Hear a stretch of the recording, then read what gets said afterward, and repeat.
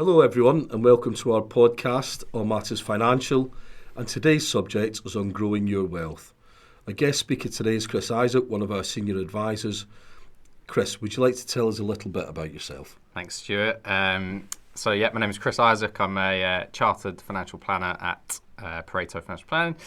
I've been in the industry for coming up to 10 years now, and I guess in terms of specialist areas, owner-managed businesses and business owners and kind of planning for their longer-term retirements or business growth or whatever that may be is kind of what I'll cover mostly. Okay, good, thank you.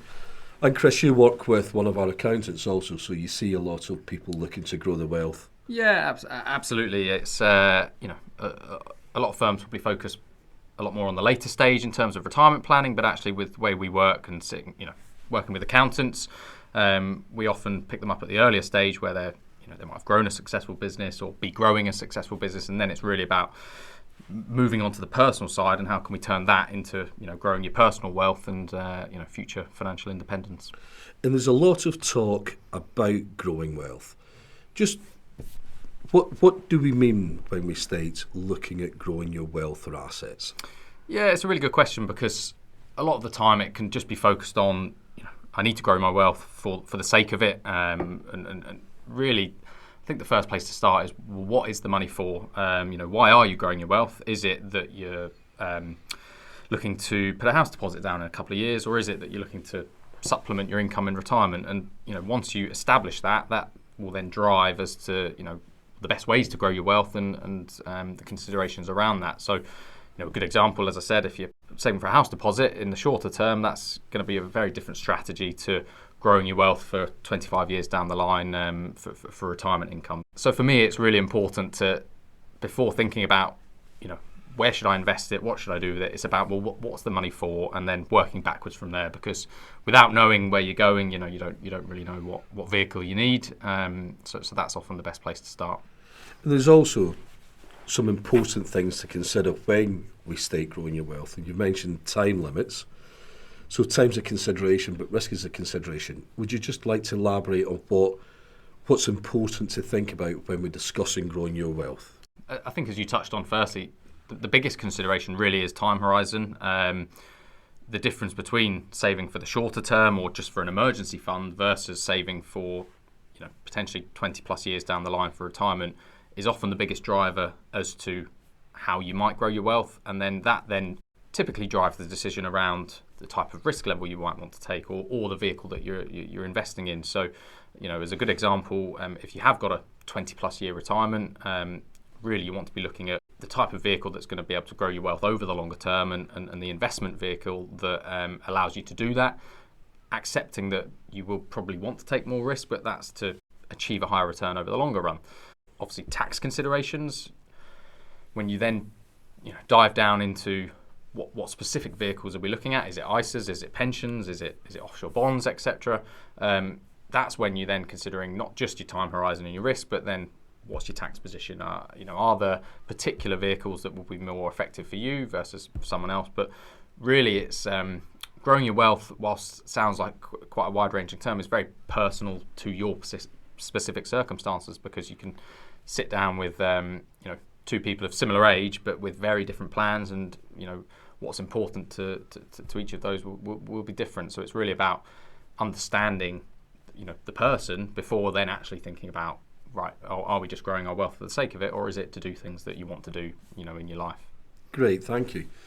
And you mentioned the certain options, ISAs or bonds or pensions, and they're the vehicle, aren't they? And you've also got the consideration with investments underneath. And you mentioned before about two people in the same situation may have two totally different outputs.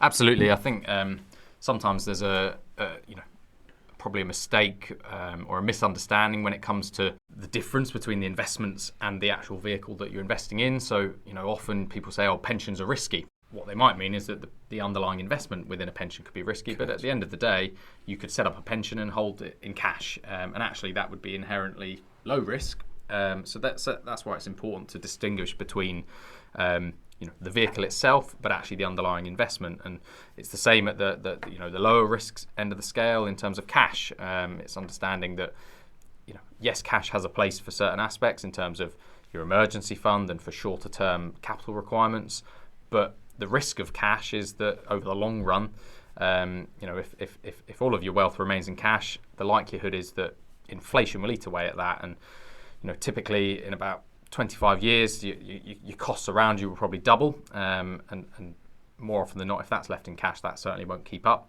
So that's why it is important to think about these things early on, because the longer you have, the more time to grow your wealth. But as I said at the start, it's before getting into is it an ISA or a pension or anything else. It's what is the money for? Because that is the most important question for us, and by understanding that, you can then really work out what is the best way to meet that goal, and enable them to get to the position they want to be in. So for any listeners out there thinking, what are the best options, what advice would you give? Yeah, it's one of those where obviously nowadays you can Google things, you can use AI, as I know you're keen on, Stuart. There's certain things, the information's out there, but the hard thing is, and it ties back to the fact that everyone's different and everyone's circumstances are different, is that a lot of the stuff out there in terms of ISAs or pensions or this and that and investments is very general, but obviously people's personal circumstances differ. I always think that the best place to go is to a financial advisor, someone like ourselves.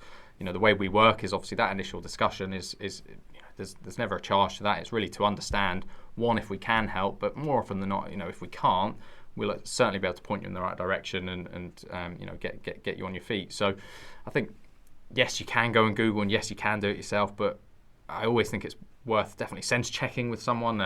Sometimes there's things you might not have considered, whether that's legislation or various other factors that more often than not, it's because they're getting tinkered with all the time. So what might have been right 2 years ago might no longer be right. So it's always best to seek professional advice first.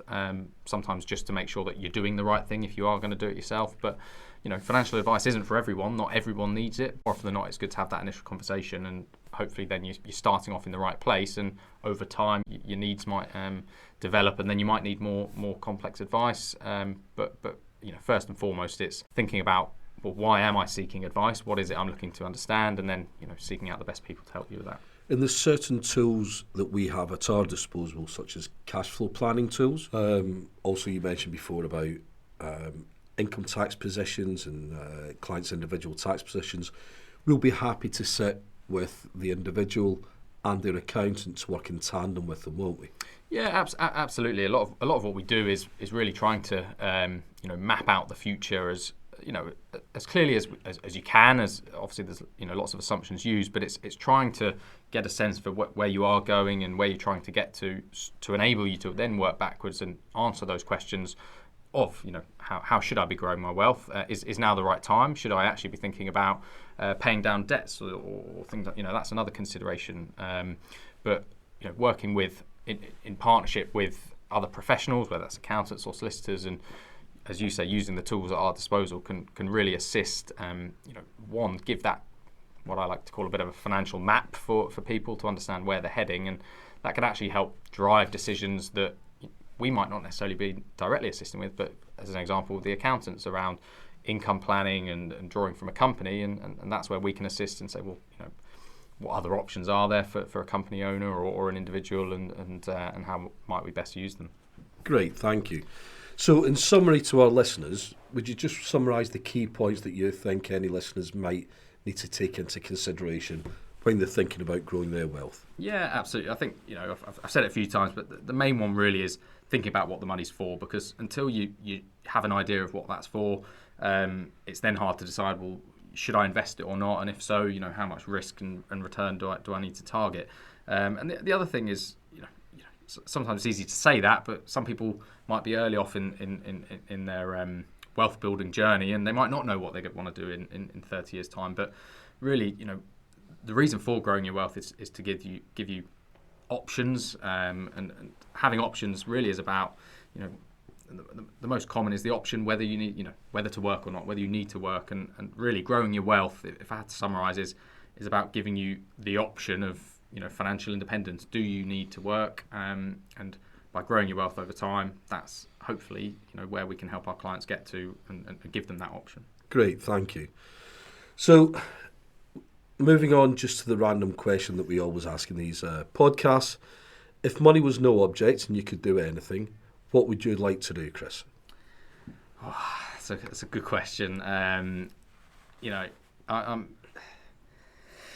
I've had to think about this, and I still don't have a good answer for you. I mean, the classic is I do enjoy travelling. I've got a young family, so I'm sure Stuart wouldn't like to hear this, but I'd probably take a bit of time off work and travel around.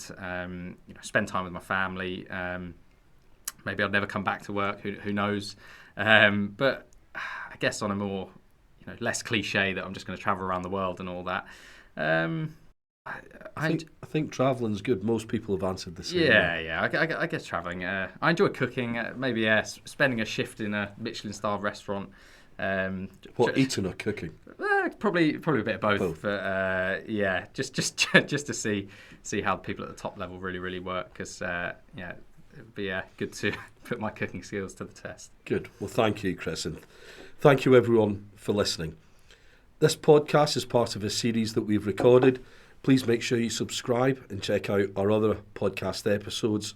These are on Hooper estate and tax planning, protecting your assets, retirement planning, cash flow planning, protecting your business, employee benefits and business exit. As always, the information provided in the podcast is general in nature and should not be relied upon without seeking specific professional financial advice. Obviously, the usual caveat that investments can go up as well as can go down. If anyone would like to speak to someone regarding your personal circumstances, please feel free to get in contact with myself or any of the advisors for a fee-free, no obligation consultation. Thank you, Chris, and thank you everyone for listening. Thanks, Stuart.